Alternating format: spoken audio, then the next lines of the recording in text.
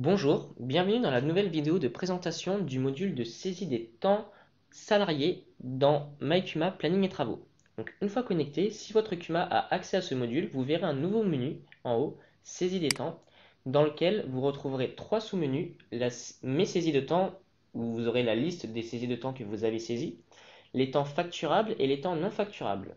Donc en effet, on va distinguer deux types de temps, les temps facturables qui représentent les temps qu'on va facturer aux adhérents et les temps non facturables qui vont plutôt représenter les temps qu'on va passer à l'atelier de la CUMA à réparer l'atelier ou les temps de congé, en tout cas tous les temps que cette fois-ci on ne va pas facturer aux adhérents.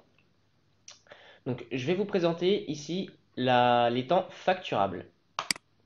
Je clique sur le menu. Donc la première chose, c'est de saisir le salarié. Par défaut, le salarié qui est sélectionné, c'est le salarié qui est connecté.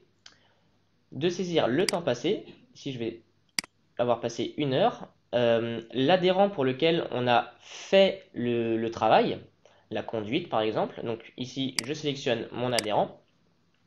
Une date de début. Je peux avoir le choix de saisir le détail des heures. Donc si je coche cette case-là, je vais pouvoir ici avoir sur la date de début l'heure de début. Donc disons que j'ai commencé à 15 heures et que j'ai fini le même jour à 16 heures.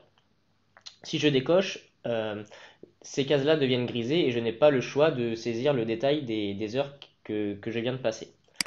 Ensuite, je descends un petit peu, je vais pouvoir sélectionner l'article de facturation sur lequel j'ai effectué le travail. Donc ici, j'ai fait du labour pour 15 hectares. J'enregistre et après l'enregistrement, je vais pouvoir saisir le détail des différents matériels que j'ai utilisés pour le travail chez l'adhérent. Donc j'ai utilisé la souleveuse de lin, je peux saisir un compteur. J'ajoute mon matériel. Et à ce stade, je vais pouvoir saisir le détail du matériel, tout comme dans la saisie des bons de travaux. Donc je peux modifier ici le compteur, ajouter un carnet d'entretien en cliquant sur le plus. Donc,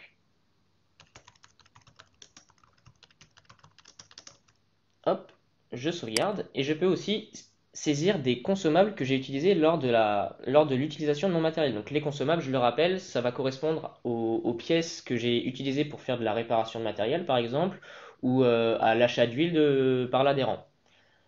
Donc je clique ici sur le plus, je saisis le début de mon consommable, hop, et je saisis la quantité de boulons que j'ai utilisé.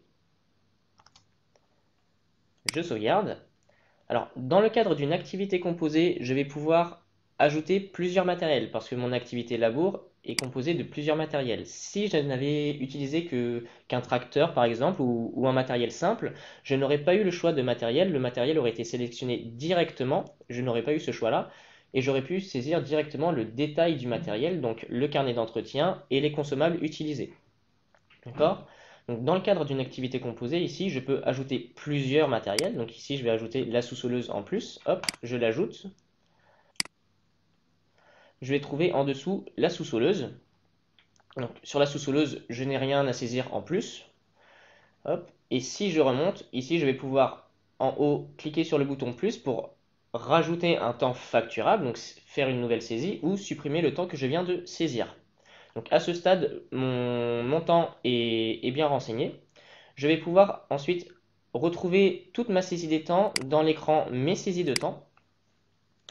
Donc j'ai des filtres en haut qui sont disponibles avec l'adhérent, l'article, le matériel, les types de temps, donc facturable ici et non facturable, où je peux les décocher, et une date, je peux filtrer. Et donc ici, je retrouve la saisie de temps que je viens de faire. Donc pour le labour, pour l'adhérent Tintin, 15 hectares. Ici, je peux éditer, donc modifier en fait la saisie que je viens de faire et tout à la fin, tout à droite, dans la colonne action, supprimer la saisie.